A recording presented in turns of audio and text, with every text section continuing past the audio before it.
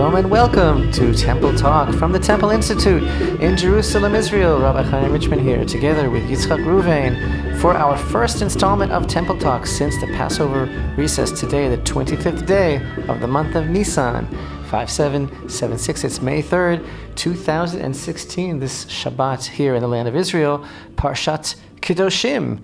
If you are living abroad in the diaspora, you are going to be reading Acharemot, which we read last Shabbat. There's going to be a lag now for a few weeks between the Torah reading in the land of Israel and the Torah reading outside of the land of Israel because of the last day of Passover in Chutz La'aretz, abroad. This Shabbat is also Shabbat Mevarchim, the Sabbath of the blessing of the new moon, which occurs this coming Sunday and Monday.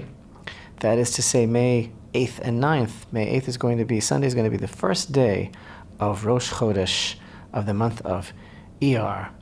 So Pesach is behind us. It was a very beautiful Chag here in the land of Israel, as we hope it was for you. Holiday of freedom. And of course now we are deep in the days of the counting of the Omer. In fact, today is the 10th day of the counting of the Omer. We'll be counting the Omer all throughout the month of Iyar. And of course into Sivan until the giving of the Torah at Mount Sinai, Shavuot on the 6th day of Sivan. You know, there's something very, very special about this upcoming month of Iyar that we're going to be speaking about.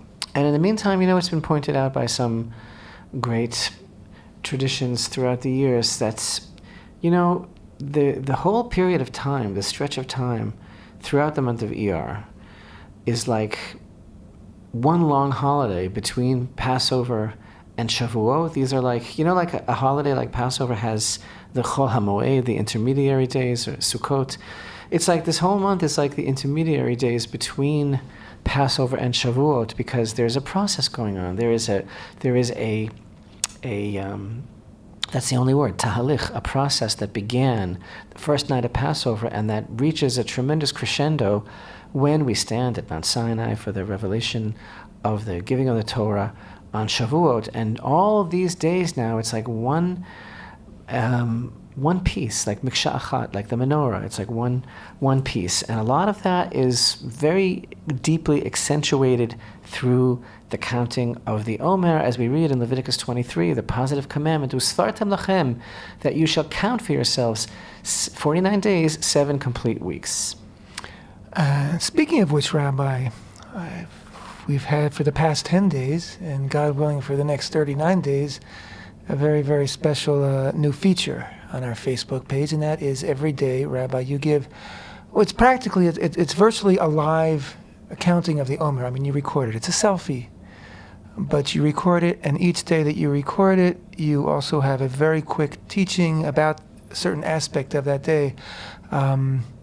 Would you like to expand upon what your thought process is behind this, Rabbi? What your goal is? What's behind all this?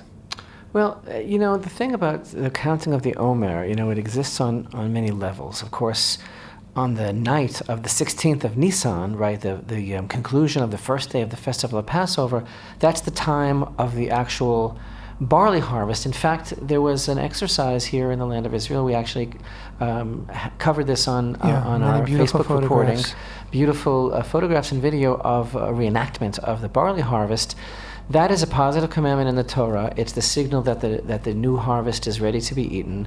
And the Torah tells us in Leviticus 23 that at that day, right, from the day after Passover, it's called L'macharat HaShabbat, right?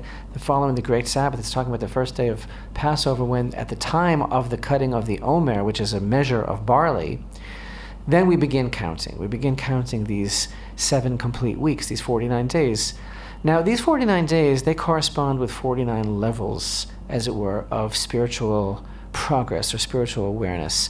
And as we mentioned before Passover, there's an idea that when the children of Israel were taken out from Egypt by the Almighty Himself, you know, they were still slaves. They were still slaves. They still had a slave mentality. But through the great compassion of God, they just, you know, it's like they're putting the pedal to the metal, and they went like, you know, like from 0 to 180, you know, and they went out with this tremendous light, but because they had to leave at that precise moment. But the fact is that they weren't really ready to receive the Torah. They still had this constricted consciousness from being in Egypt. And so the idea of the days of the counting of the Omer is kind of like shedding off another layer of skin, like another layer of this identity that they had in Egypt in preparation for becoming servants of the one true God.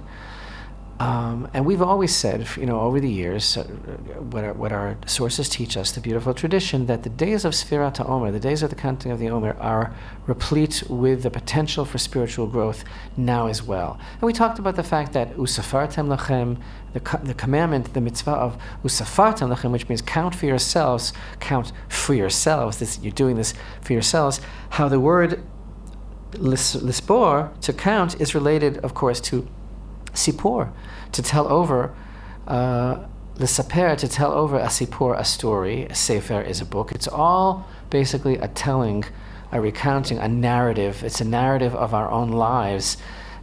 The great rabbis teach us that these days are like the spiritual root of the entire year. And the potential is enormous for spiritual growth. And basically, and the other word, of course, that I left out of that root sequence of those letters that make up Sipur, Saper, Spor, Sefer, is Sapir, which is a sapphire. And the challenge is to tell over, to recount, to count, to speak, to make these days shine. Usvartam lachem, to count these days, to make every day count. And there's a tremendous amount of just unlimited dimension of possibility during these days, because after all, we're shedding off our slave mentality, our identity as it was in Egypt, and preparing ourselves to meet the challenge of receiving the Torah at Sinai. But what we're doing here with this project is we're trying to very succinctly summarize very ancient spiritual truths that our sages have passed down regarding the actual singularity, the actual individual challenge of every single day. Once we made a film a few years ago, Yitzchak, what did we call it? The Sfirat HaOmer film. Count for yourselves? Count for yourselves, right? And in that film, we emphasize that, that each day is laden with potential for growth. And I think we mentioned that film saturated, right? I think we mentioned a teaching inspired by Rabbi Nachman, who explains that the powerful repercussions and resonances, the broadcast, the frequency that's going out in these days is so powerful that people, unbeknownst to them even in their everyday conversation, they're actually referencing these concepts because it's so much a part of the environment that we're in. It's so much a part of God's compassion giving us this opportunity. But what I'm trying to explore this year is, well, what is that exactly? Because there's this idea of the Sfirot. The Sfirot is a pretty inaccessible idea in its truest form, but it's been translated and it's been an explanation has been attempted at it, of course, in our time. And the idea is that God relates to creation. He relates to the universe through particular attributes, through particular emanations of His oneness. There's only one God, but there are different ways that His light reaches the world according to the attributes by which human beings also relates in their emulation of God. And the challenge of each particular day of the counting of the Omer is to kind of connect with the particular spiritual emanation of that day and to translate it into very practical terms of how we can better ourselves, of how we can bring home these very powerful, majestic spiritual ideals. So it's a big challenge to summarize something so huge into a very, very short message that could be like a daily dose, sort of like a daily inspiration of how we can try and incorporate the call, as it were, that's emanating from Sinai every day now into the fabric of our very basic everyday lives. Like, for example, the first week, the element, the attribute, the trait that is shining forth in that week is the trait of chesed, right? The trait of loving kindness. The world was created through loving kindness, but every different aspect of loving kindness has its own challenge. It's not just so simple, right? What does it mean exactly? And so too, the second week of Gvura, which is like the divine strength, the concept of restraint or awe, or discipline.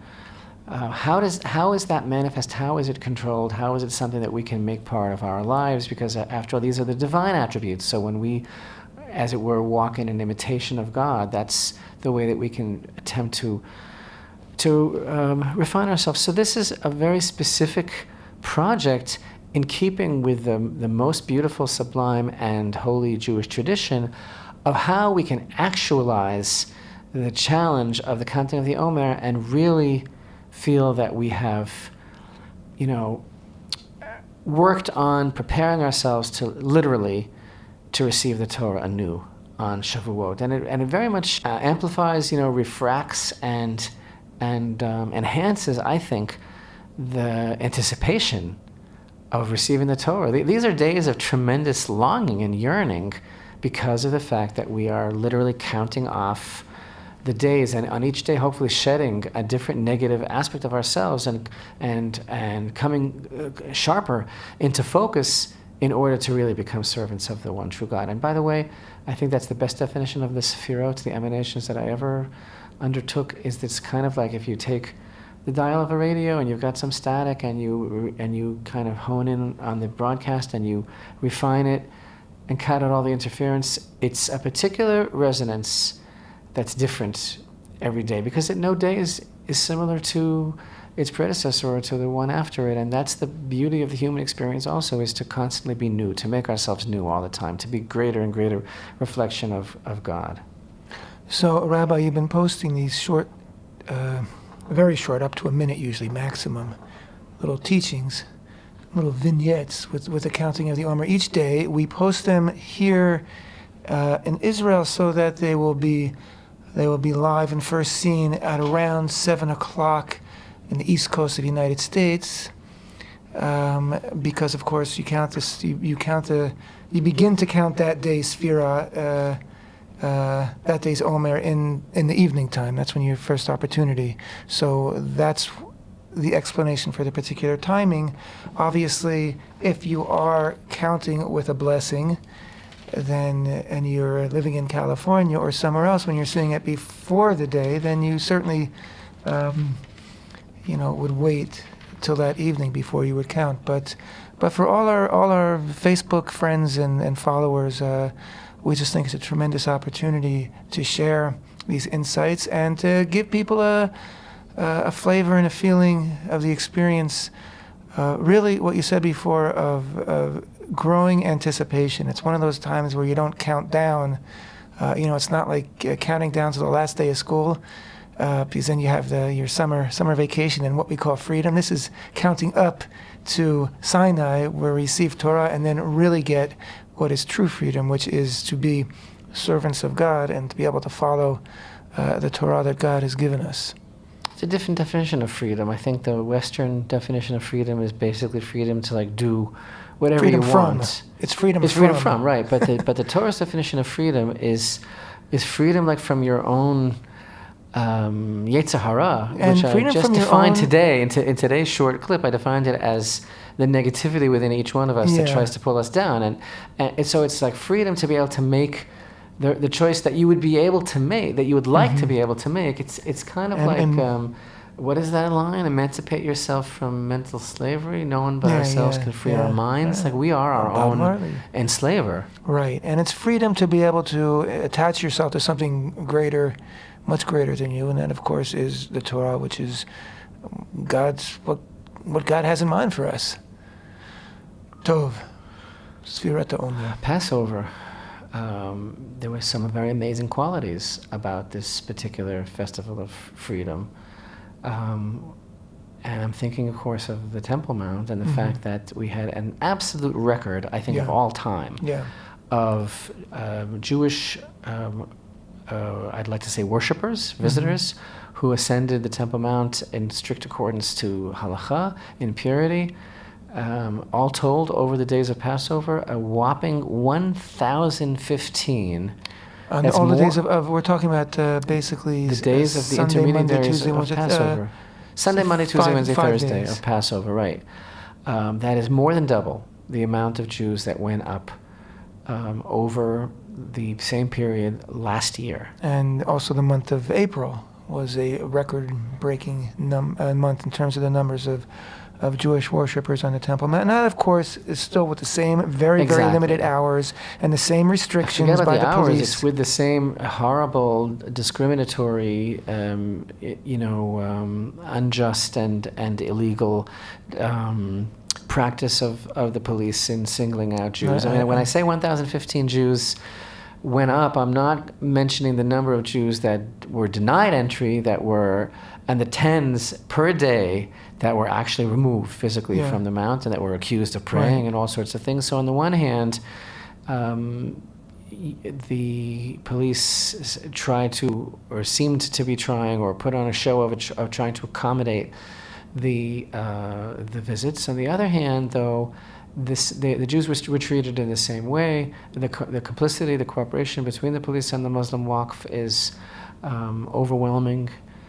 But all this to say that the desire for being close to the presence of God and for wanting to be in this holy place, and of course that goes hand in hand with the desire to see the rebuilding of the temple, it's a reality. It's a reality that can't be denied. It's a completely different situation than we've ever had before, and as is witnessed by the almost daily onslaughts in the Israeli press that try to discredit the people who are occupied with the Temple Mount, with rebuilding the Holy Temple, with visiting the Holy Temple.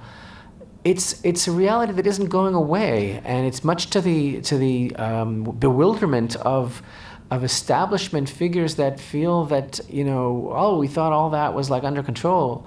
We thought all that was over. We thought we got people to forget about any sort of hope of the destiny of the Jewish people or anything like that. The government of Israel has had to deal with it in a new way, and the government of Jordan, with all their noise and threats and temper tantrums, is also having to deal with it in a new way.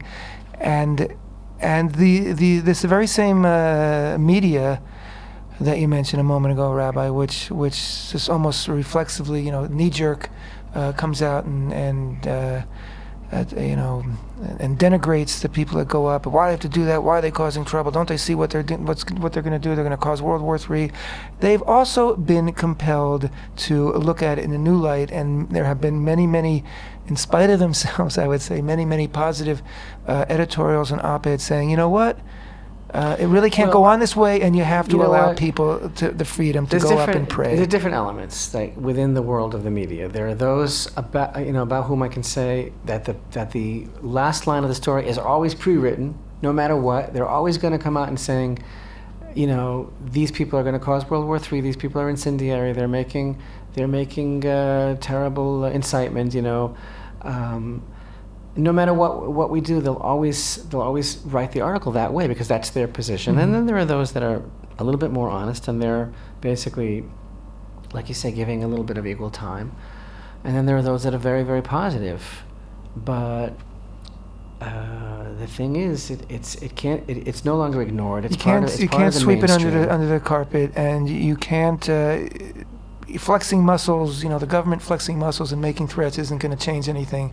So slowly but surely, the powers, the political powers are starting to get the message that they have to deal with this in a different way, in a much more positive way, and ultimately respect the very laws that these governments have passed over the past 50 years. And that's the thing again, in so many stories and so many editorials that talk about how the Jews are the troublemakers, ignoring the long history of what Islam is doing on the Temple Mount, or Islam's attitude about the Jewish people, or what they're trying to get away with here in Jerusalem and in Israel in general and in the whole world.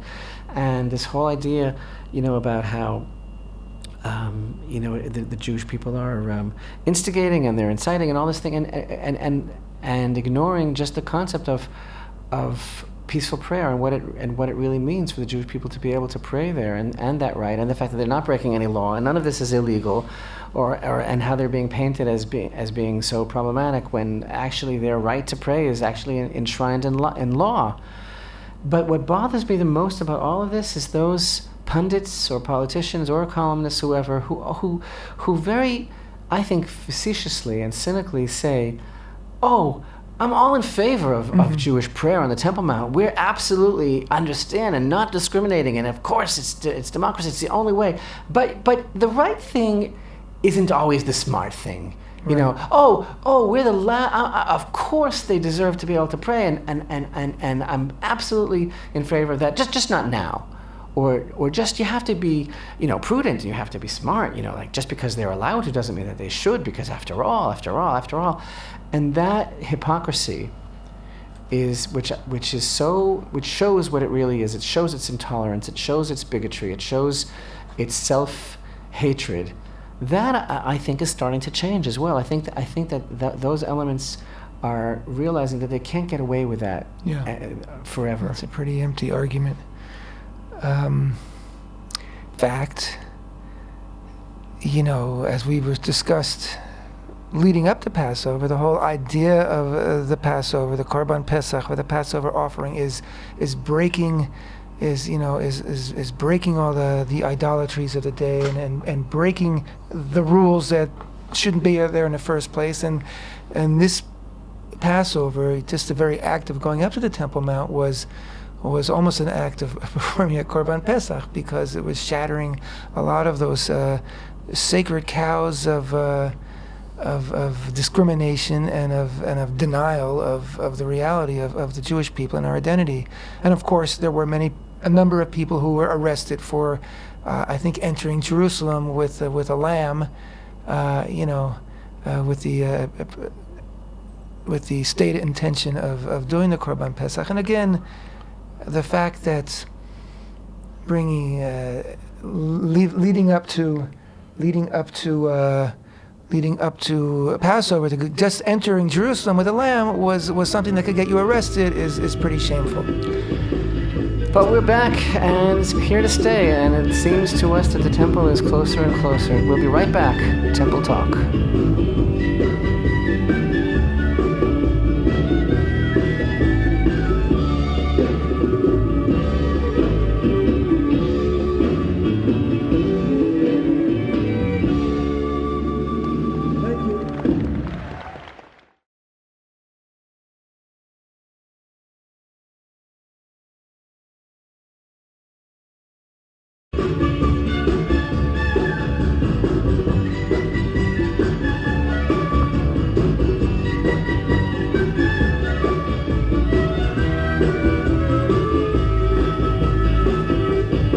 Shalom and welcome back to Temple Talk. This is Yitzchak Reuven, with me Rabbi Chaim Richman from the Temple Institute here in Jerusalem, Israel. Today, 25th day of the month of Nisan, 5776, the third day of the month of May, 2016. It is the 10th day of the counting of the Omer, and we've been talking about the Temple Mount, the ever-increasing number of Jews that are on the Temple Mount, and how the world around us is learning slowly but surely to how do you say, to mitmoded with that, Rabbi, to deal with it. To deal with it.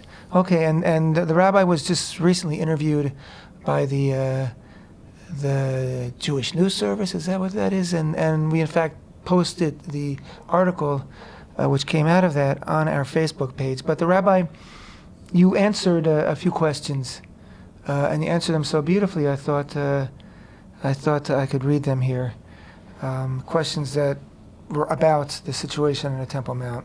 First question that you were asked by this particular journalist was, what are your thoughts on the recent Muslim harassment and attacks on Jewish worshippers in the Temple Mount? And you answered thusly, peaceful Jewish visitors are systematically hounded by agents of the Jordanian Waqf and harassed by the Muslim mercenaries who are paid to torment them. This is the daily routine of a Jewish visit to the Temple Mount. In any democratic society, such inciting behavior would be considered a blatant violation of the most basic civil rights and an attack on human dignity. The fact that this takes place daily under the watchful and complicit eyes of the Israel police, as policy set by the Prime Minister's office, is a scathing indictment of the total lack of Jewish rights at our people's holiest site. Yeah, I agree. I mean, you can't say it more succinctly than that. But what else can you say about the fact that Jews are attacked, or that by Muslims, or that the Muslims are inciting against them? Yeah, this is something that's condoned, and that is should never again, have happened as from with, the first day. With what everybody's aware of now, when it comes with Islam today in the world, Islamic aggression is as a given, and you just accept that. There's no, the Jewish reaction perhaps on the Temple Mount, or the fact that Jews were attacked for prostrating themselves the other day, and that's the Jews did that because the Jews are the ones who dared to express themselves as Jews in the Temple Mount. But it's a given that the Muslims will attack. Unfortunately. Okay, the next question that he asked was, Jordan has warned of serious consequences, in quotes, serious consequences. Those are the words of the Jordanian government over the Temple Mount for what Jordanians refer to as international violations, which is in other words Jews in the Temple Mount. And you said, Rabbi, Israel is the sovereign ruler over Jerusalem, and Jordan's fictitious relationship with the Temple Mount, its interference with Jewish religious freedom, and its denial of Jewish history should be deemed irrelevant and declared unwelcome. The time has come for Israel to demonstrate its sovereignty over the Temple Mount by deed, and not only by word, by fully implementing the rights of Jews and other non-Muslims to pray on the Temple Mount, the holiest site on earth. By deeds and not words, I think you mean by words. It's very easy for our Prime Minister to say, the Temple Mount is in our hands, and we're in charge there. But of course, by deeds means actually implementing Israeli law on the Temple Mount, which guarantees freedom of worship for all faiths. And I would also add that for all its noise and condemnations, Jordan is signatory to the 1994 peace agreement between Israel and Jordan, which guarantees freedom of worship for, as it's written there, the three monotheistic faiths on the Temple Mount. But Yitzchak, I've also seen that somehow many commentators interpret the fact that we signed on that declaration as giving away some sovereignty. Yes, which is totally ridiculous. As if the wording is that Jordan is to be sovereign there, but it recognizes needs that should be accommodated of all three monotheistic faiths. I don't understand how they figure that. And why they're always given a pass there? Why no pundit or journalist or politician or anyone ever brings that up is beyond me. And for some years now, we've been bemoaning the very, very strange relationship that Israel has with Jordan and how it is manifest regarding the Temple Mount. Well, yeah, it became a relationship of convenience between the governments, and the fact that now the Jewish people are returning to the Temple Mount is a fly in the ointment. Exactly. And that's the biggest annoyance to the utopian vision of the Jordanian peace treaty is the fact that the healthy members of the Jewish nation are not accepting it, and they want to be on the Temple Mount. Okay, and this next question I will preface with a news item that I think was news right before Passover, so I'll mention it again. That is that after months and months of back and forth discussion and talks, which all began with an urgent meeting between John Kerry, King Abdullah of Jordan, and Netanyahu, Prime Minister of Israel, which took place, I think, right after the Sukkot holiday, because of the Muslim violence, which began in the Temple Mount and spread through Jerusalem and Israel. The Muslim violence in the Temple Mount, which was presented as a reaction to the Jewish invasions or the Jewish encroaching which was actually months and months, if not years, of violent and virulent incitement against Jewish presence on the Temple Mount, which we've been reporting about and showing you footage of for well over a year. So that led to the agreement to put security cameras on the Temple Mount, and then there was back and forth who would be in charge of those cameras and where would they be placed, and it turned out that they were going to be sole responsibility of Jordan. They wouldn't be placed inside the mosque where much of the violence and preparation for violence So Jordan made begins. it very clear that it was going to facilitate a certain very specific interest, that it would not document any Muslim violations, but that it would be used against the Jewish visitors. It would document the Jewish violations, meaning, i.e., Jewish presence in the Temple Mount, which, as everybody knows, it is a daily feature of Arab language social media here, based in the land of Israel, to show Jews footage and pictures of Jews in the Temple Mount every day as a form of incitement against Jewish presence. So anyway, it turned out that right before Passover, based on threats of violence by various Palestinian factions and organizations, terrorist organizations, as well as the Palestinian Authority against Jordan, if they dare place those cameras, because they were convinced that they would actually document Muslim, Arab aggression and incitement against Jewish worshippers. So Jordan quietly backed down. Right, and as from it the whole became plan. like this inner kind of struggle Right. between warring terrorist Yeah, factions yeah. over the Temple Mount, with the Jewish visitors in the middle.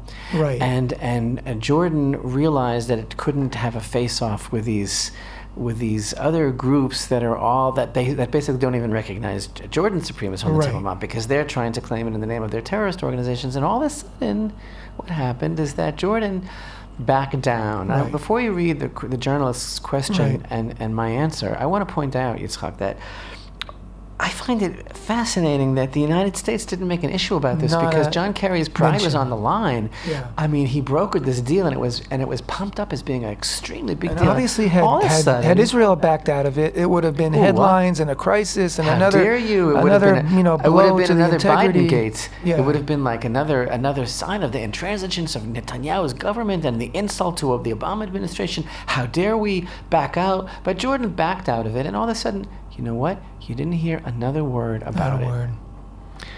So, in reference to all that, the journalist asked you, what are your thoughts on Jordan's decision to recently drop the security cameras after Palestinian pressure? And you responded, the Jordanian plan to monitor peaceful Jewish visits to the Temple Mount was invasive, impertinent, and the aggressive action of a foreign agent on sovereign Israeli soil. Had a plan been considered for the placement of security cameras to be monitored exclusively by maintain calm and document the Muslim violence and harassment of non-Muslim visitors to the site, perhaps that would have been worthy of consideration.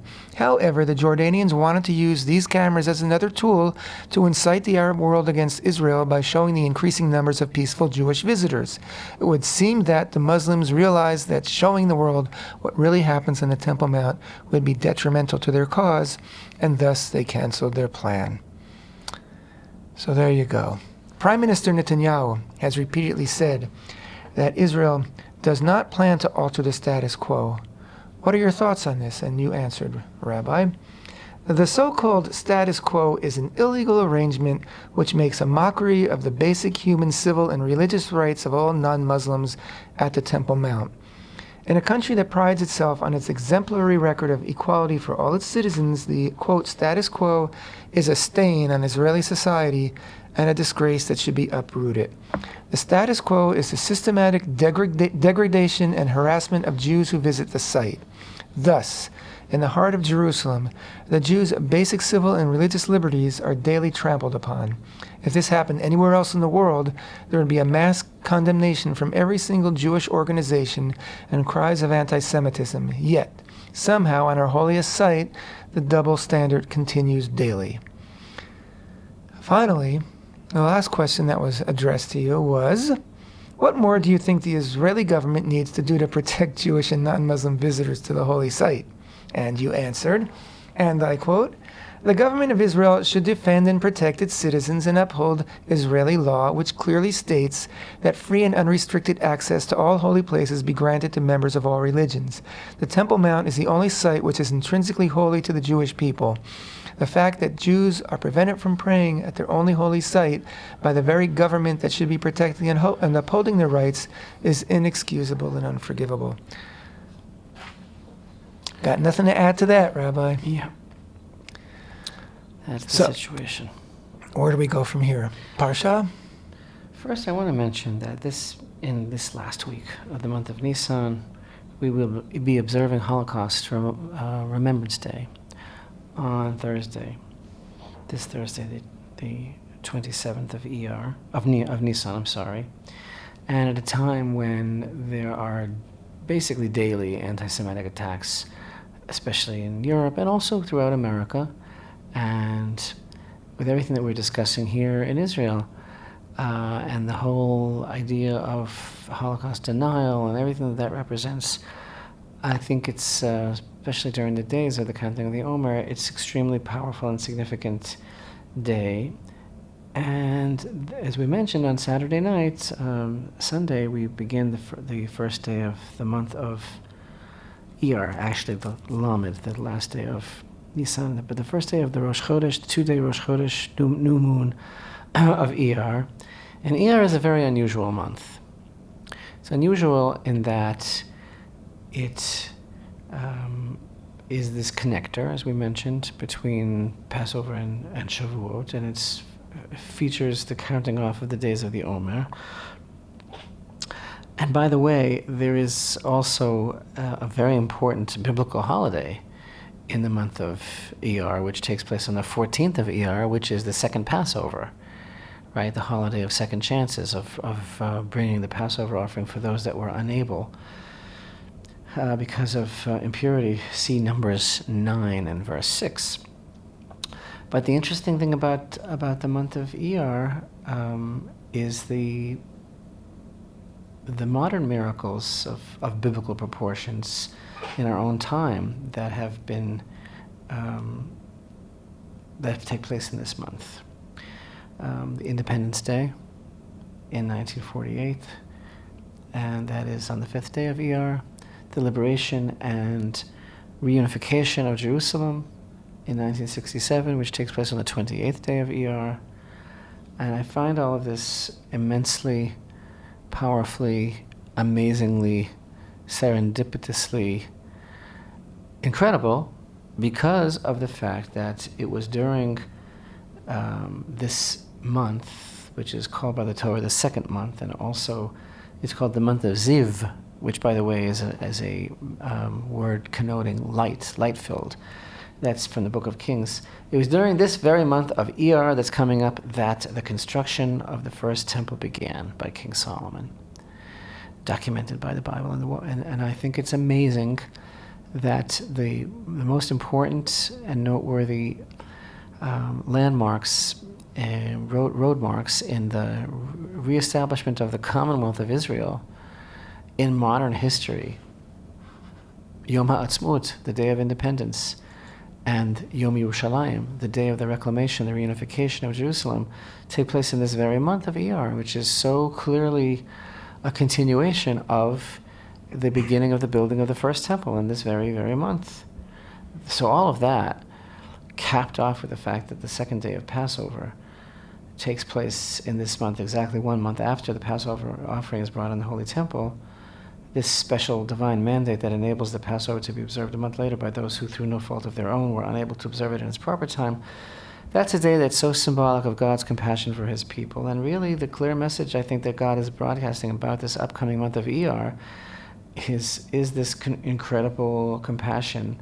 And Sky's the limit. It's never too late. And he always gives us this second chance.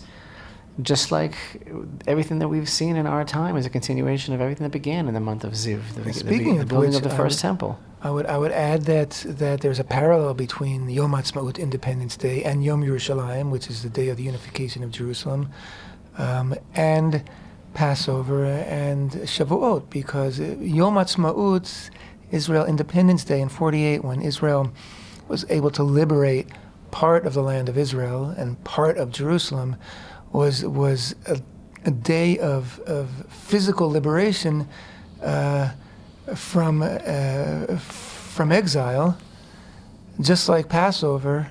Leaving Egypt was the beginning of a process, but it began with a physical liberation from the land of Egypt, and we needed to, as you've been pointing out, via the 49 days leading up to the receiving of Torah, we needed to mature and to grow into the opportunity for real spiritual liberation. And I would say that Yom Yerushalayim, Jerusalem Day, the reunification of Jerusalem, the liberation of the Temple Mount, is our opening for a real spiritual liberation, because of course we reconnect with the holy place of the Temple Mount, and place of the Holy Temple, and that is a parallel to the receiving of Torah at Mount Sinai. So I would say that Yom Ha'atzmaut and Yom Yerushalayim, Independence Day and Jerusalem Day, are just like there's a second Passover. There's almost like a second Passover, a second chance, a second